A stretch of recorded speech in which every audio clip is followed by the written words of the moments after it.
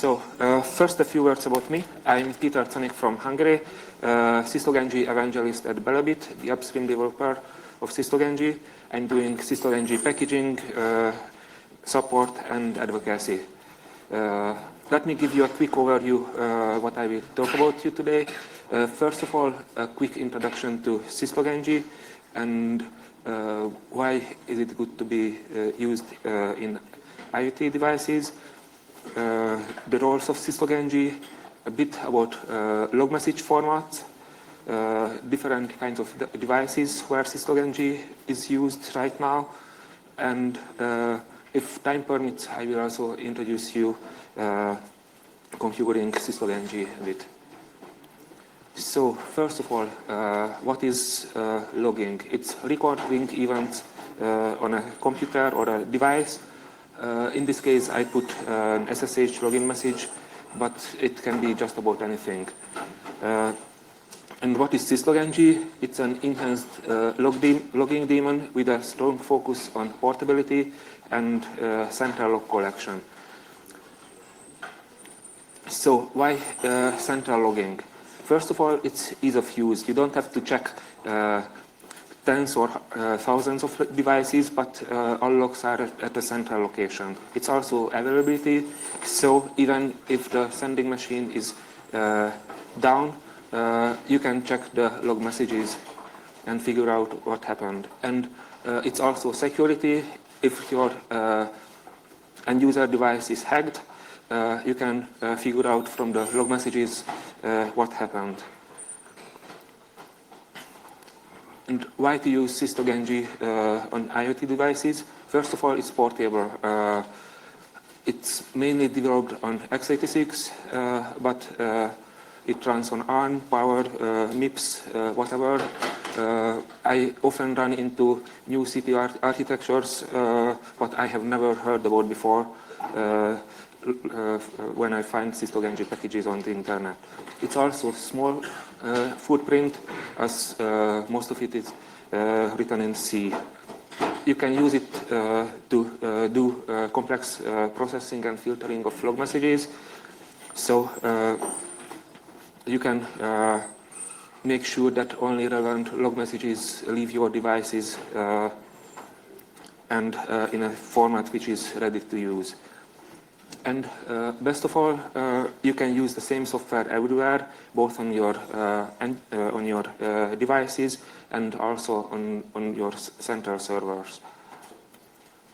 So what are the main roles of Syslog-NG? First of all, it's collecting messages. It can also process them, filter them, and at the end, either store them locally or forward to another destination. Let's talk about these in more depth. The first role is data collection, and I say data as it's not just system logs, but it can be any text data on your devices. So you can collect from platform-specific sources like devlog, journal, and so on, but also from network. It's with our focus on central log collection, we support all of the different legacy and new Syslog protocols over UDP, TCP, encrypted connections. And you can collect messages from many other different sources like files, sockets, or even application output. The next, and in my opinion, the most important feature of Syslog-NG is log processing. You can classify, normalize, and structure log messages with built-in parsers. And you can rewrite log messages, and you don't have to think about falsifying messages in this case, but for example, anonymize log messages when required by compliance like GDPR and other requirements. You can reformat log messages. For example, if you need JSON messages on the collecting side, you can do that. And you can enrich log data using GeoIP or additional data based on the message content. The next role is filtering. It has two main uses. First of all, you can discard surplus log messages. For example, you don't want to forward all of the debug level messages, except if you are debugging an application. And the other one is message routing, making sure that the right messages reach the right destinations. For example, if you have authentication on your devices, it reaches the related analytics applications. There are many possibilities for filtering. It can be based on the message content, parameters. You can use many different comparisons and filtering functions. And best of all, any of these can be combined together using Boolean operators. The next role and final role is destinations. Traditionally, syslog was storing all of the log messages to flat files on the local file systems, but later on, network destinations were introduced, so you could collect syslog messages to a central location. Later on, many different destinations were introduced, SQL database, and in the past few years, we added different big data destinations like Hadoop, NoSQL databases, and messaging systems like Kafka or AMQP. Let's talk a few words about message formats. Normally, if you have a Linux device, log messages are often in a format of date, hostname, and some text. Here we are back to my favorite SSH login example, and you can see that it's an English sentence with some variable parts in it. It was designed to be read by humans, and it's quite good at it. But if you want to create reports from these messages, no two log messages are the same. I mean, messages from SSH are different from Apache, whatever. So it's quite difficult to create reports from log messages. The other key takeaway is that there is a solution for this problem. It's called structured logging. In this case, even instead of using free format text messages, you use name value pairs to represent events. For example, an SSH login message can be described as an application name, the username, source IP, source port, whatever. The good news is that syslog-ng was built around name value pairs right from the beginning, so other way it wouldn't be possible to do complex filtering and reformatting of log messages. So date, facility, priority, and so on are all based or represented as name value pairs inside syslog-ng. And using parsers, you can turn unstructured and some structured data formats into name value pairs as well. So you can use those in filtering or just store parts of the name value pairs, which makes it a lot more flexible. There are parsers for some structured formats like CSV parser, JSON parser, key value parser, which is used in many firewall systems. For example, pattern DB is for unstructured log messages like the SSH login message. And if you want if you have a log message which is not covered by any of these, you can extend syslog-ng either writing something in C, or if Python is easier for you and you don't have a too high message rate, you can write your parser also in Python. So here comes a tricky question. Which syslog-ng version is the most used? What do you think? Here are some background data. Project started 20 years ago. Red Hat, our most widespread used Linux distro, as 3.5. and current version is 3.13. What do you think? Just few guesses. Which version is the most popular? Sorry? Actually, it's 1.6, and we are coming to the topic of IoT devices. I don't think any of our version has a larger number of installation base.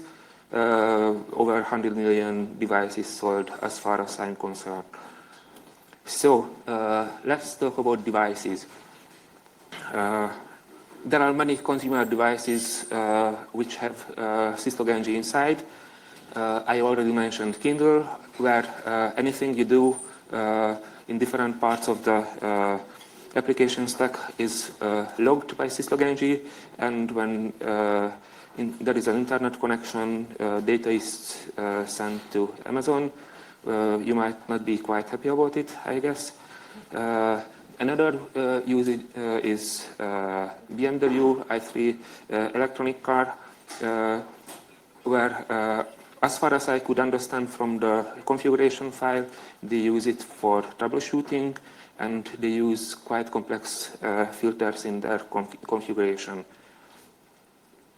So they make sure that only relevant information is logged. Another set of devices are network-attached storage and different network devices. Here, just a few names: Synology, Freeness, or the Tourist Omnia, which you can see in another building here on display. Often, you can access these only through the command line, and it was originally installed on these devices for troubleshooting and security purposes. But in some cases, they provide a nice, rich graphical user interface where you can configure logging and also query log messages. And some cases, it can even be used as a central logging solution for a smaller network. I want to highlight here Synology, which became one of our contributors recently, providing quite nice memory-related fixes. Another set of devices are industrial, like here are National Instrument real-time Linux devices, what I have on display. These are used for control and automation. On these devices, SysLog-ng can be configured on the command line, but they provide a rich graphical user interface to query log messages. They use it, they provide it as a troubleshooting tool, as the applications running on these devices are logging to SysLog-ng, and this is how it's used. Another interesting use case, and unfortunately I cannot say names here, where SysLog-ng is used both on the device and on the central logging side. We have uses in the car industry and also for smart metering, where many different kind of metrics are collected on these systems, and SysLog-ng and the syslog protocol is used to forward these information from the devices to a central location where data is stored to different big data destinations.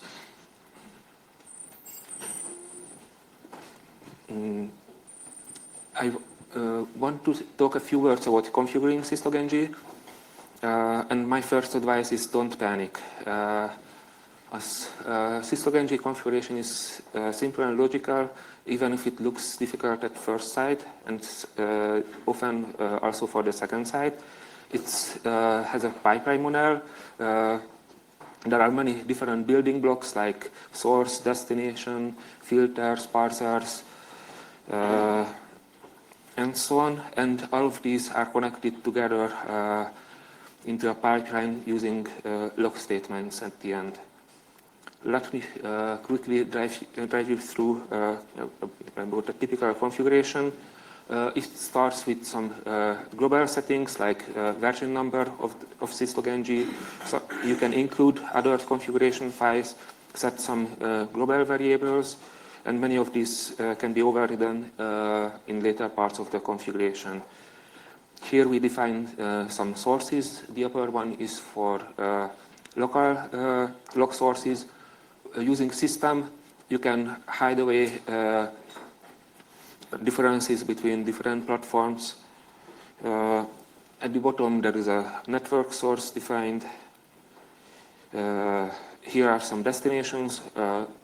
At the top one is a simple one for collecting var log messages in a flat file.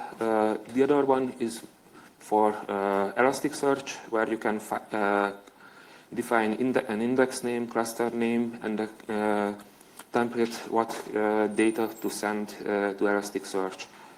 Here we define some filters and parsers, a simple one.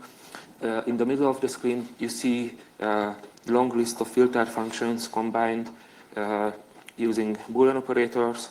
And at the bottom one, you see loading database for message parsing. And here is the heart of the configuration, where all of these building blocks are connected together. The first one is for var log messages. It's simple, just source and filter and the destination. The next one is a bit more complex. Here we use multiple sources, filter the collected messages, parse the rest, and finally store it into Elasticsearch. And here is a screenshot from Kibana, where you can see results from message parsing, the different parts on this dashboard.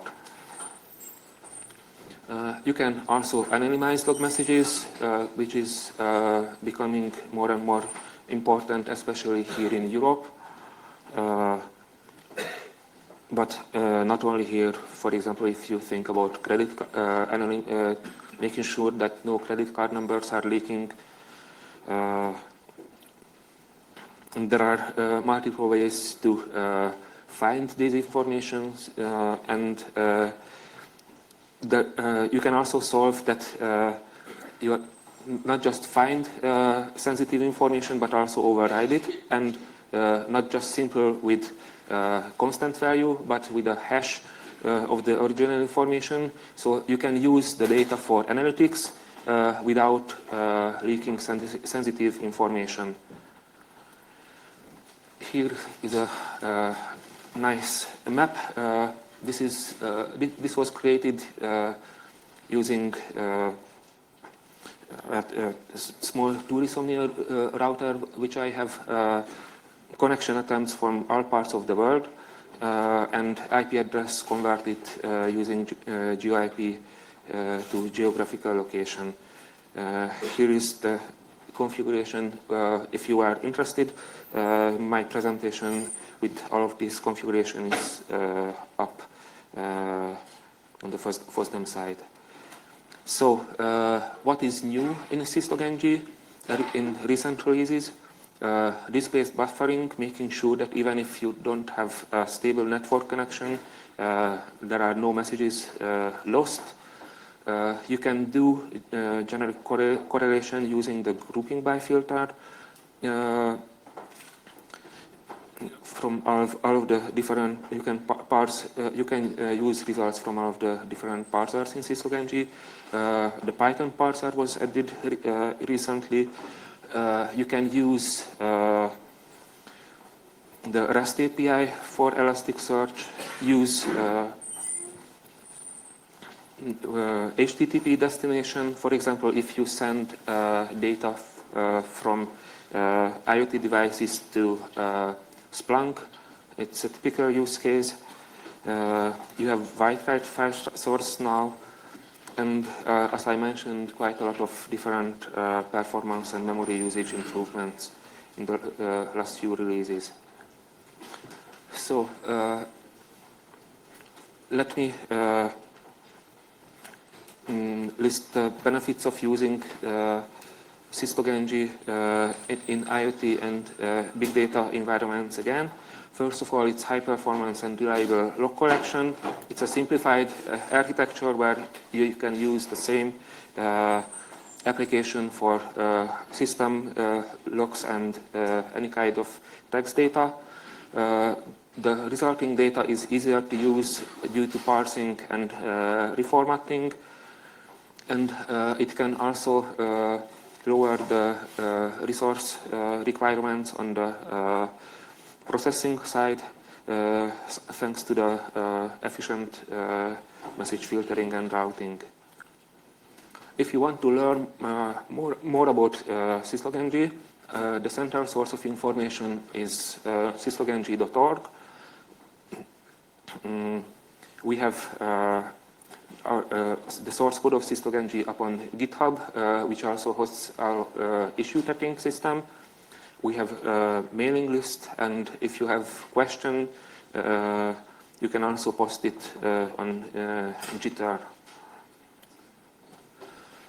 Do you have any questions? So I don't quite understand how I would log from, for example, from my C code. How would I make sure it ends up like on Elasticsearch? Do I need to do just to log into the normal syslog, or whether? Yes. No, if you have these all of these small devices, the usual architecture is that your code sends logs to syslog. SysLogNG sends the log message to the central location, and the central syslog server sends it to Elasticsearch. So you don't have to install Elasticsearch client on all of your devices. Yeah, yes? Do you have any idea or opinion how to log from smaller IoT devices such as microcontrollers, Arduino, ESP32s or so? Actually, I don't know. There are the smallest devices are usually a Raspberry Pi and that category. So a bare-bone Linux system or BSD or whatever.